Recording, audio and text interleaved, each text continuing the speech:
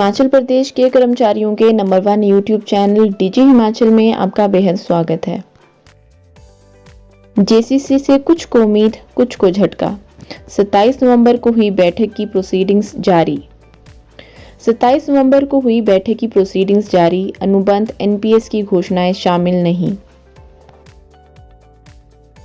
गत 27 नवंबर को हुई जेसीसी की बैठक के 25 दिन बाद बुधवार को इसकी प्रोसीडिंग्स जारी कर दी गई हैं।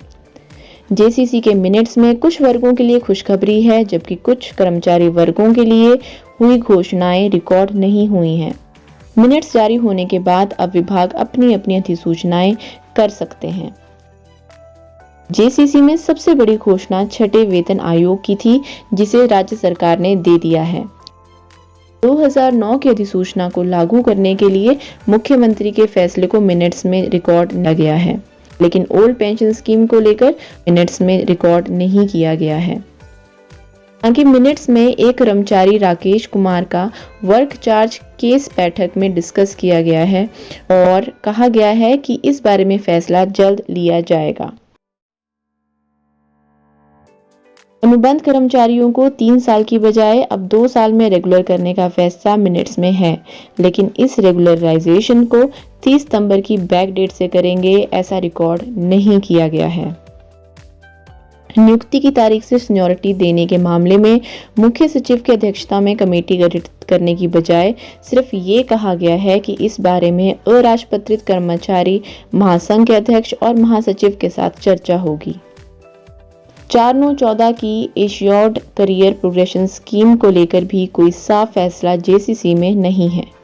इसमें कहा गया है कि जल शक्ति विभाग और कुछ अन्य विभागों से इस बारे में रिकवरी का अंदेशा बताया गया है, इसलिए लिखित में प्रस्ताव लेकर वित्त विभाग इस पर फैसला लेगा। कर्मचारियों को कंपनसेटरी कैपिटल या हाउस रेंट अलाउंस बढ़ाकर देने के मामले में कहा गया है कि राज्य सरकार पंजाब को भत्तों के मामले में फॉलो नहीं करती, इसलिए नया वेतन आयोग लागू होने के बाद इस पर बात की जाएगी। हायर ग्रेड पे और पेमेंट देने के लिए राज्य में लगी 2 साल की कंडीशन को खत्म करने की मांग पर यह आश्वासन दिया गया है कि नए पे रूल्स के बाद ही इस बारे में विचार होगा।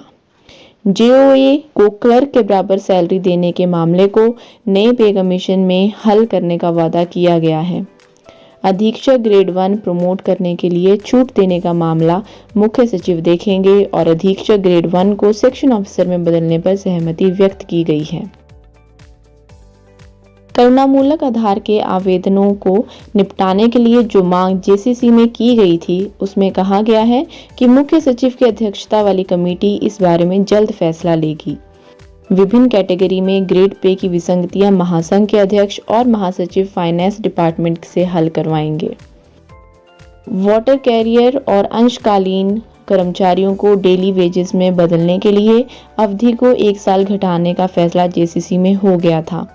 क्लास 3 और क्लास 4 के रिक्त पदों को भरने को लेकर सरकार ने कहा है कि इस बारे में संबंधित विभाग पद भरने की अनुमति लें। सभी विभागों में लंबित प्रमोशन को समय पर करने के लिए डीपीसी की रेगुलर बैठक होंगी। हाउस अलॉटमेंट कमेटी में अराजपत्रित कर्मचारी महासंघ के प्रतिनिधि भी शामिल होंगे। शिक्षा विभाग में अधीक्षक ग्रेड 1 के पद कम होने पर जेसीसी में कहा गया है कि 70 पद वित्त विभाग को भरने की अनुमति के लिए भेजे जाएंगे। राज्य में फीमेल और मेल हेल्थ वर्कर की भर्ती को लेकर जवाब दिया गया है कि ये हाई कोर्ट में पेंडिंग है और 205 फीमेल हेल्थ वर्कर की अपॉइंटमेंट के ऑर्डर पहले ही हो चुके हैं। इस बारे में ट्रेनिंग स्कूल को दोबारा खोलने का मामला विचाराधीन है। कई विभागों में पदों का नॉमेनक्लेचर बदलने का मामला संबंधित विभाग वित्त विभाग से उठाएंगे। पशुपालन विभाग में चीफ फार्मासिस्ट के ग्रेड पे के विवाद पर कहा गया है कि ये कोर्ट में है, जबकि आयुर्वेद विभाग में चीफ फार्मासिस्ट के 95 पद मामले को नकार दिया गया है। न्यूनतम 18,000 वेतन कैबिनेट के हाथ पार्ट टाइम वर्कर, आउटसोर्स कर्मचारियों, मिड डे मील वर्करों, जल रक्षक और आशा वर्करों को मिनिमम 18,000 वेतन देने की मांग पर जेसीसी में कहा गया है कि इस बारे में फैसला बजट में होगा। आंगनबाड़ी वर्करों को भी 18,000 रुपए न्यूनतम मानदेय के मामले में जेसीसी में लिखा गया है कि इस बारे में मुख्यमंत्री से चर्चा होगी। ऐसे ही और ताज़ा अपडेट्स के लिए चैनल को सब्सक्राइब करना और वीडियो को लाइक करना बिल्कुल मत भूलिएगा।